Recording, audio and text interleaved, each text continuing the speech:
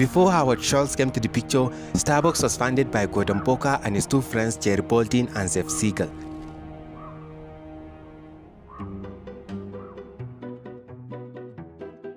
In 1962, Gordon Boker, a San Francisco University student at the time, had a trip to Europe. One day, he ordered a cappuccino at a cafe in Rome. He was immediately blown away by the taste, as it was different and more astonishing compared to the low-grade coffee he was accustomed to in America. When he got back from his trip, he dropped out of the university and moved out to his hometown in Seattle. The thing is, after his trip from Europe, he developed a taste for high-grade coffee, but unfortunately, there was none in Seattle at the time. The only place he could find something close to what he had in Rome was in Vancouver, British Columbia. So Gordon developed a habit of driving from Seattle to Vancouver every now and then to a coffee and tea company called Mochi's, which sold roasted coffee beans. Having shared some with his friends, they also got hooked, and before long, they were placing orders with him. Then the idea struck him. Why not start a coffee business in Seattle? His two friends Baldwin and Siegel liked the idea, so the three men agreed to go into business together as partners. Siegel took it upon himself to find the partners a mentor. Now, this was the pre-internet days, so he went through newspapers at the public library and through phone books. Eventually, he found a place like what he had in mind, a gourmet coffee company in Berkeley called Peet's. He called the owner on the phone, who was a Dutch immigrant named Alfred Peet. Alfred will go down in history as the Dutchman who taught America how to drink coffee. He roasted his coffee dark the European way, in a way that brings out the full flavors of the beans. Later that month, Baldwin and Boker each made trips to Berkeley to visit Peet's and observe the business. Eventually, Alfred agreed to supply their fledgling business with fresh roasted coffee beans. Meanwhile, in Seattle, the partners had found the location they wanted, just north of Pike Place Market, with the rent starting at $137.50. As for the startup funding, they took out a bank loan of $5,000 and brought out $1,500 each. On the 30th of March 1971, the first Starbucks store opened. Interestingly, that was the same year Howard Schultz graduated from high school. They had little business experience and hardly any cash, but they were confident that once Seattleites discovered what a great cup of coffee tasted like, they'd be hooked. And boy, they were right. As the three men struggled to find a name for their coffee business, Heckler, the man who will eventually design the first Starbucks logo, suggested that names beginning with letters ST had a bold, memorable character. One day, Boker noticed a town called Starbo while looking at an old mining map hanging in his farm's waterfront office. He immediately connected it to the character in Moby Dick and said Starbuck. From that moment on, it became Starbucks.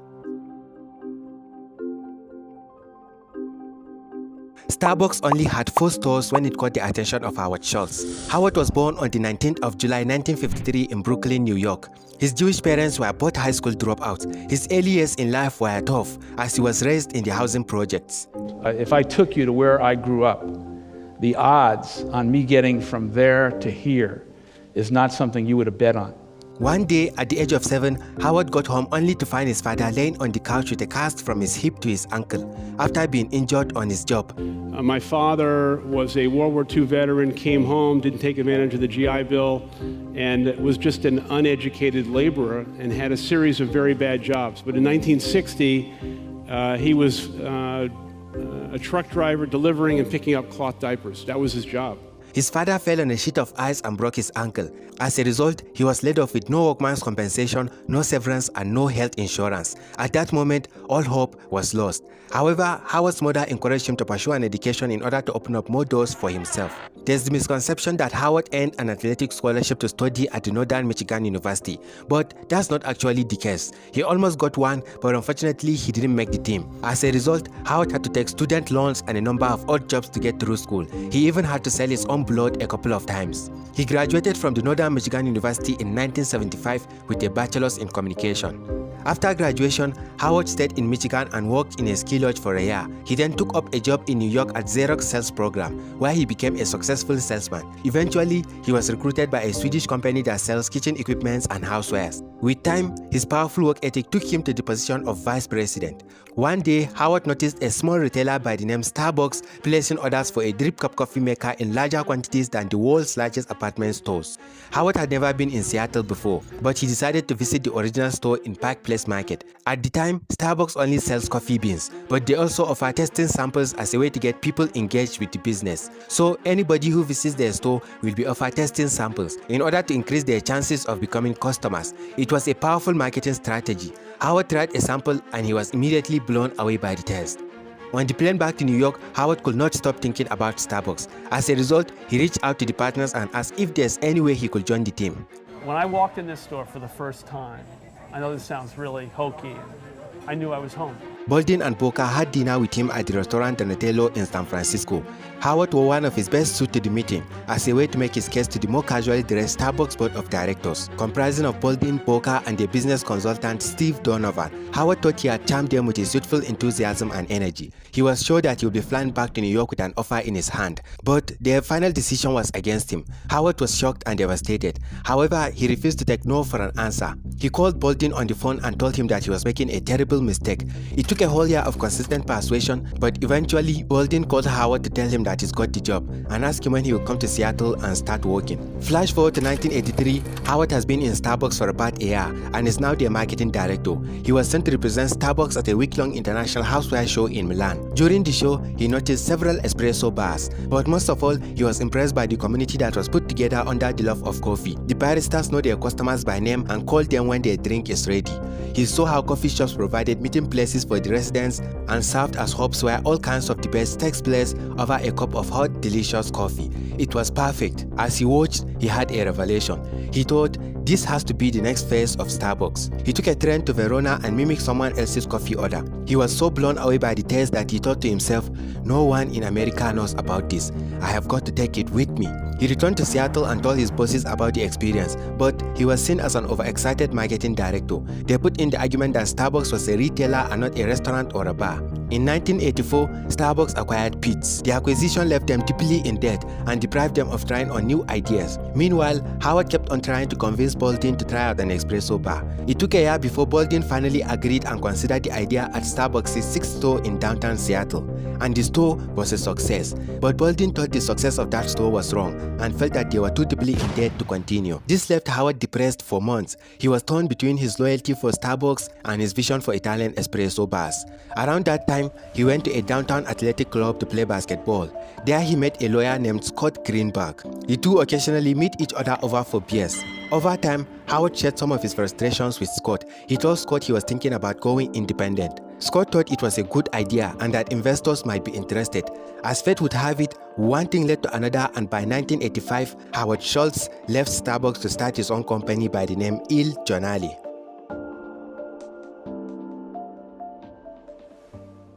Il Giornale is the Italian word for newspaper. When Howard was planning on how to approach investors for funding his newfound business, he was surprised by Baldwin.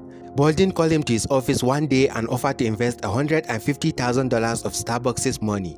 He was up to a great start. With his former employer's support, Howard thought he could attract all the money and support he needed within 6 months. In fact, Howard and Gordon even flew to Italy together to research coffee bars and meet up with Femi, a producer of espresso machines in Milan. He was expecting to return to Seattle with $1 million investment in his hand, but he was turned down by Femi because they thought Americans could never enjoy coffee the way Italians do.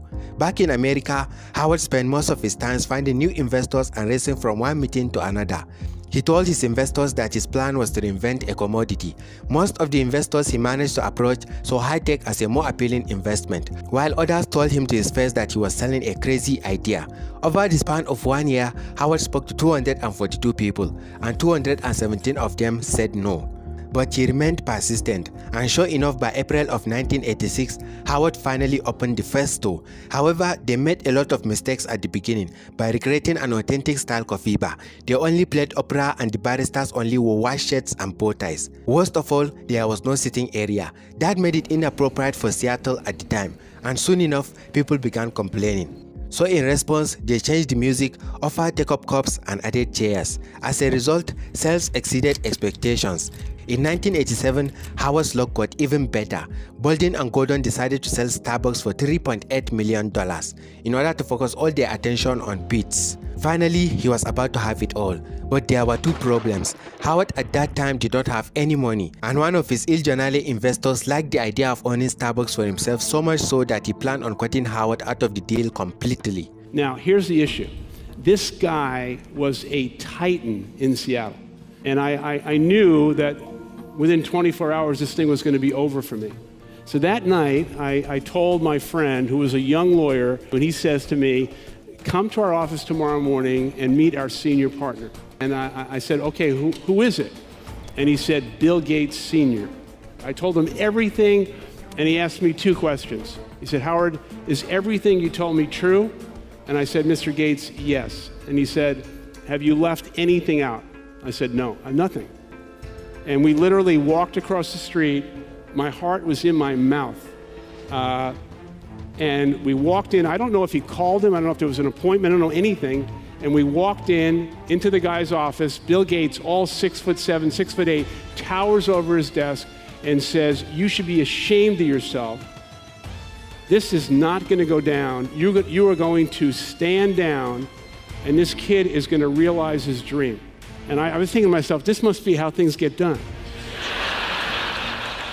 Howard kept on meeting with more investors, and within weeks, he raised the $3 million he needed for the purchase. And on the 18th of August 1987, the modern Starbucks was born.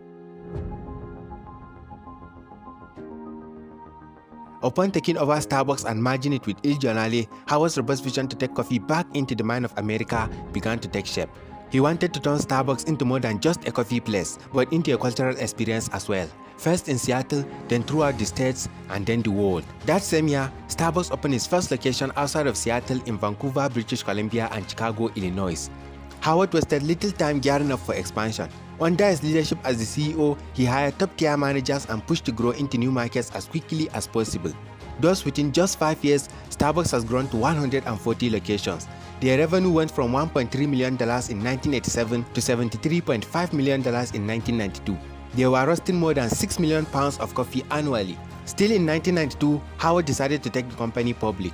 With shares priced at $17 apiece, they successfully raised $25 million, while only offering 12% of the company. This gave Howard immense capital for further expansion. Within just 2 years after going public, the company's store count had tripled. Their growth was exponential, opening 2 new locations every day. By 1996, Starbucks had opened its 1,000th location and its first location outside of the United States in Tokyo, Japan. 3 years later, the number of stores had doubled again, with a total store count of 2,500. Aside from opening up new stores consistently, Howard also focused on maintaining consistency. If you walk into a Starbucks store, whether it's in the United Kingdom or in India, you can expect to find the same great tasting coffee. Howard also focused on creating a work environment that his father never got a chance to work for. To that end, Starbucks calls its employees partners and prides itself in offering both full and part-time comprehensive benefits.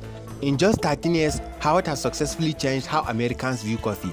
After realizing his vision, he stepped down as the Chief Executive Officer of Starbucks on the 1st of June 2000 to focus his attention mainly on expansion as the Chief Global Strategist. However, with the new management, Starbucks will get lost at sea. The new management focused all its attention on expansion. We're opening 5 new stores a day. Thus, from 2000 to 2007, the number of stores grew 4 times in just 7 years.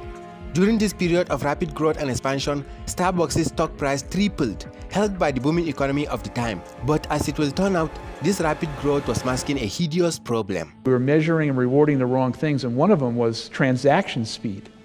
And we're not in the transaction speed business. We're in the business, literally, of enhancing people's day by producing the world's best coffee.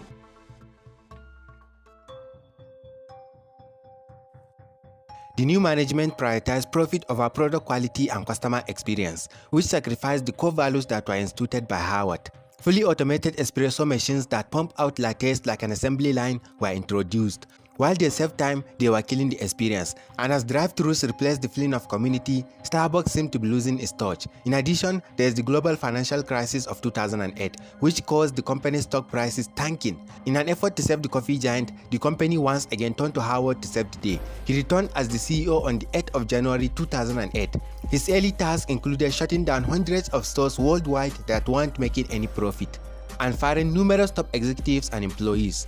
He famously closed all of Starbucks' stores down to get operations right. And for the next 3 hours, all baristas were retrained on how to recraft their signature drinks. It was accounted that this move alone cost an estimate of $7 million worth of sales. Just a year after Howard took over as CEO for the second time, Starbucks had terminated over 18,000 jobs in the United States alone.